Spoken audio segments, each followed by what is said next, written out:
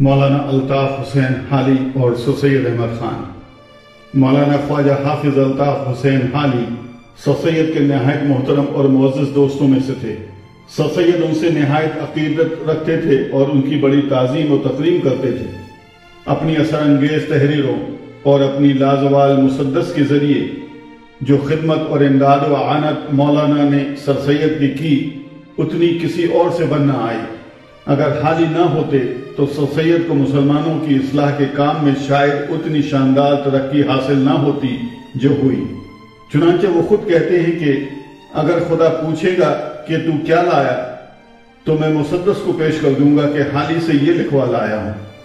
مولانا کی بزرگی، ان کی عنایت، ان کے علم و فضل اور ان کی دینداری کا سر سید اور ان کے تمام دوستوں کو دل سے اعتراف تھا اور وہ انہیں نہایت مقدس بزرگ سمجھتے اور یقین کرتے تھے۔ چنانچہ سر سید کے فرزند جسٹس محمود کہا کرتے تھے کہ اگر خدا کسی انسان کو سجدہ کرنے کا حکم دیتا تو میں حالی کو سجدہ کرتا۔ مولانا سن 1837 عیسوی میں بمقام پانی پت پیدا ہوئے۔ آپ والد کی طرف سے انصاری اور والدہ کی جانب سے سید تھے۔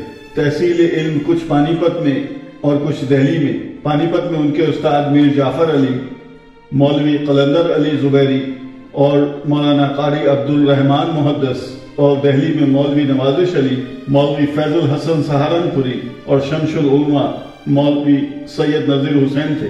شاعری میں آپ غالب اور شیفتہ کے شاگرد ہیں۔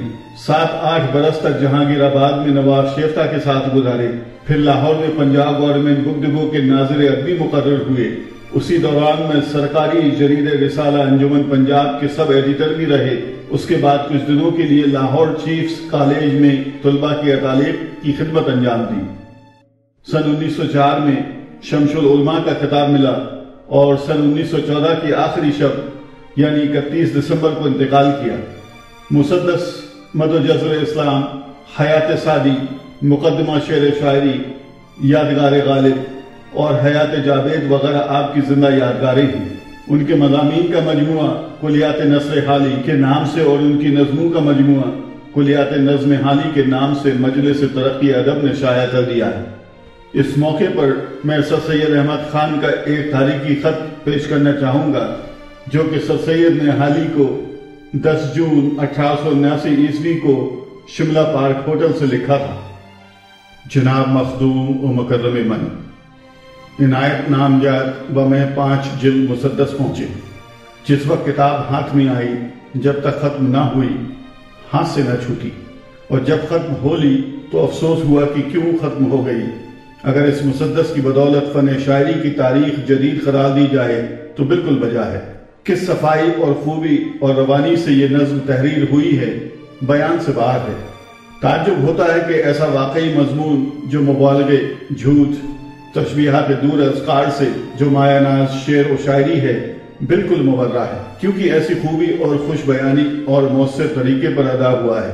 متعدد بند اس میں ایسے ہیں جو بے چشم نم پڑے نہیں جا سکتے۔ حق ہے جو دل سے نکلتی ہے، دل میں بیٹھتی ہے۔ دیباچے کی نثر بھی نہایت عمدہ اور نئی ڈھنگ کی ہے۔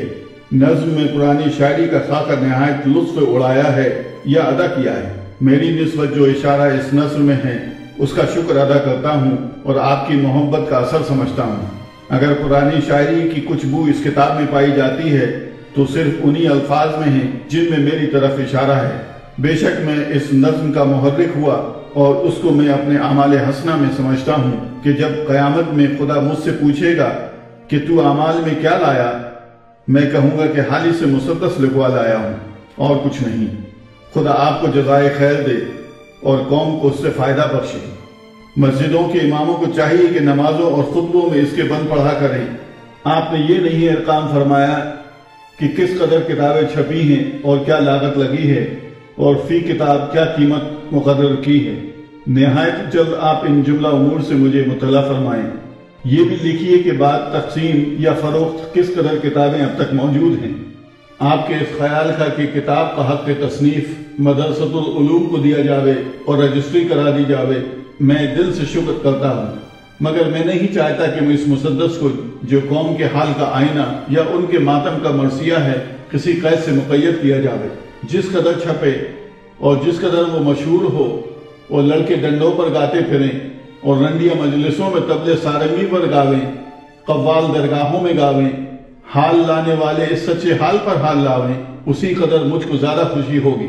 میرا تو دل چاہتا ہے کہ دہلی میں ایک مجلس کروں جس میں تمام اشراف دہلی جمع ہوں اور رنڈیاں نچواؤں، مگر وہ رنڈیاں بھی مسدس گاتی ہوں۔ میں اس کل مسدس کو تہذیب الاخلاق میں چھاپوں گا۔